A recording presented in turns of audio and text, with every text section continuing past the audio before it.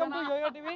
BJP అభ్యర్థి లంకల దీపక్ రెడ్డి గారి nomination rally అయితే చాలా పెద్ద ఎత్తున అయితే నిర్వహిస్తూ ఉన్నారు. సో మరి ఈరోజు చాలా కొన్ని వందల సంఖ్యలో కూడా కార్యకర్తలు కావచ్చు, బీజేపీకి సంబంధించిన అభిమానులు కూడా ఈ ర్యాలీలో పాల్గొన్నారు. దాదాపుగా 10 నుండి 15 పైన కళాకారులను కూడా ఈ ర్యాలీలో నిర్వహిస్తూ ఉన్నారు. సో మనతో పాటు మాట్లాడడానికి ఇదే అంశంపై ఆ BJP senior leader Chevella Mahender Reddy గారు అయితే మనతో పాటు ఉన్నారు. అన్న, ఎట్లా సాగబోతుంది మరి జూబ్లీహిల్స్ ప్రచారంలో? మరి జనాలను చూస్తుంటే ఏమనిపిస్తుంది? మరి ఇక్కడ జనాలు స్వచ్ఛందంగా ఏదైతే జూబ్లీహిల్స్కి సంబంధించినటువంటి అసెంబ్లీకి సంబంధించినటువంటి ప్రజలందరూ కూడా స్వచ్ఛందంగా వచ్చి భారతీయ జనతా పార్టీని గెలిపించుకోవాలి, మా కష్టాలన్నీ కూడా తీర్చాలి అని చెప్పేసి ప్రజలందరూ కూడా ఒక ఆశాభావంతో ఉన్నారు. దానికి తగ్గట్టుగా భారతీయ జనతా పార్టీ అభ్యర్థి లంకాల దీపక్ రెడ్డి అన్న గారు భారీ మెజారిటీతో గెలవబోతున్నారని చెప్పేసి ఇదే సంకేతంగా మేమందరం కూడా చూపించడం జరుగుతుంది.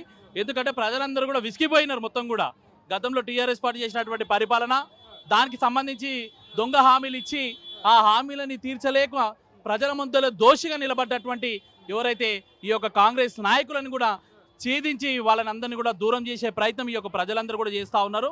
మరి ముఖ్యంగా ఖచ్చితంగా రాష్ట్రంలో ఒక మార్పు రాబోతా ఉంది. ఆ మార్పు మొత్తం కూడా ఈ యొక్క జూబ్లీహిల్స్ ఎన్నికల నుంచే రాబోతా ఉన్నాయని చెప్పేసి ఈ యొక్క సందర్భంగా తెలియజేస్తా ఉన్నాం. అంటే ఒక పక్క కాంగ్రెస్ పార్టీ వాళ్ళు ఇచ్చిన పథకాలు కావచ్చు, రేషన్ కార్డుల విషయంలో ఇలా అనేక అంశాలపై కూడా మేము ప్రజలకు ఇస్తా ఉన్నాం, మాకే ఓట్లు పడతాయి, సో గెలుపు మాదే అని ధీమా వ్యక్తం చేస్తా ఉన్నారు. ఏంటి మరి ఏం చెప్పారు? ఎక్కడ ఇచ్చిరండి?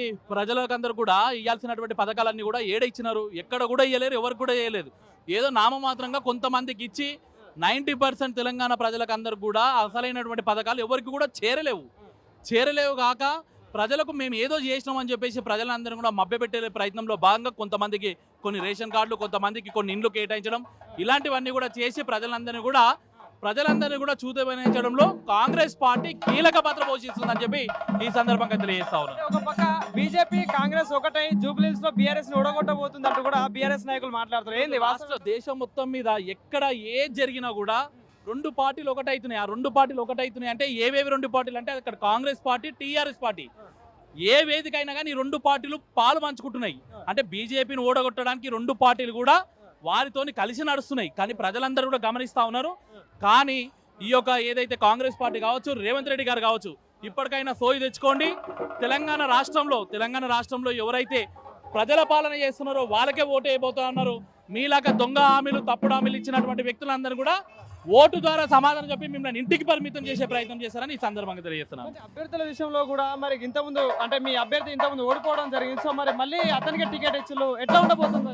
మా పార్టీలో ఎవరైతే ఉంటారో, ఎవరైతే మనం వచ్చి బై ఎలక్షన్లు వచ్చినప్పుడు ఎవరికైతే టికెట్ ఇస్తామో వాళ్ళకి మాత్రమే కేటాయించాలనేది ఒకటి ఉన్నది. ఆ రకంగానే మేము చూసుకొని మేము ముందుకు పోతా ఉన్నాం. ఆ రోజు రెండు పార్టీలు ఒకటయ్యి బీజేపీని ఓడగొట్టిందని చెప్పేసి మేము కావనగానేగా చెప్పడం జరిగింది. ఈరోజు ప్రజలకందరూ కూడా అర్థమైపోయింది ఆ రెండు పార్టీలు ఒకటే, మనం ఆ రోజు చేసినటువంటి తప్పు మళ్ళీ చేయొద్దని చెప్పేసి ప్రజలందరూ కూడా కంకణం కట్టుకొని ఉన్నారు. కాబట్టి ఈరోజు ప్రజలకందరూ కూడా జూబ్లీహిల్స్ ప్రజలకందరూ కూడా అవేర్నెస్ వచ్చింది. అవేర్నెస్కి తగ్గట్టుగా మా యొక్క ప్రయత్నం ఉంటుంది. 100% మేము గెలిచి చూపిస్తాం. ఈ యొక్క సందర్భంగా కాంగ్రెస్ పార్టీ అభివృద్ధి చేస్తా ఉన్నామని చెప్పేసి మాట్లాడుతూ ఉన్నారు. ఒక పక్క హైడ్రాకు సంబంధించిన అంశం కావచ్చు, దీనిపై ప్రభావం ఉంటుంది అంటారా? 100% ఉంటుంది. పేద ప్రజలకు ఏదో చేస్తా అని వచ్చినటువంటి వ్యక్తివి అదే పేద ప్రజల యొక్క ఇండ్లని కూలుస్తున్నటువంటి సందర్భం ఈరోజు గుర్తు చేస్తా ఉన్నాం మేము. అదే పేద ప్రజలు ఈరోజు వచ్చి ఎలక్షన్లలో క్యాంపెయినింగ్ చేస్తూ మా ఇండ్లను కూల్చినటువంటి పార్టీ కాంగ్రెస్ పార్టీ. ఆ కాంగ్రెస్ పార్టీని ఇంటికి పరిమితం చేయాలని చెప్పేసి ఒక లెక్కలో మాట్లాడుకుంటున్నటువంటి విధానాన్ని ఈరోజు మేము గుర్తు చేస్తాం. వాళ్ళందరూ కూడా క్యాంపెయినింగ్ చేసి ఈ కాంగ్రెస్ పార్టీని భూస్థాపితం చేయాలి.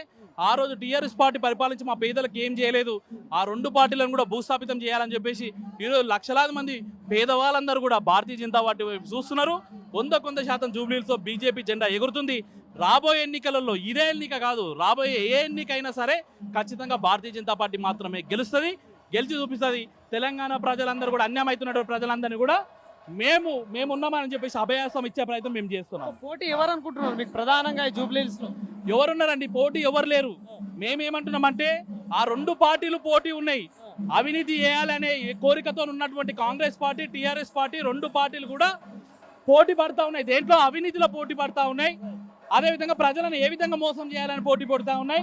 ప్రజల ఓట్లని ఉచిత హామీలు ఇచ్చి ఏ విధంగా దోచుకోవాలని చెప్పి పోటీ పడుతూ ఉన్నాయి. కానీ భారతీయ జనతా పార్టీ మాత్రమే క్లియర్గా ఉంది. 100% గెలవడానికి ప్రయత్నం చేస్తున్నటువంటి పార్టీ భారతీయ జనతా పార్టీ. ప్రజలకు సేవ చేయాలని చూస్తున్నటువంటి పార్టీ భారతీయ జనతా పార్టీ. ఈ పార్టీకి మాత్రమే, ఈ పువ్వు గుర్తుకు మాత్రమే ఓటు వేసి గెలిచాలని చెప్పేసి ఒక సంకల్పం తీసుకోవడం జరిగింది.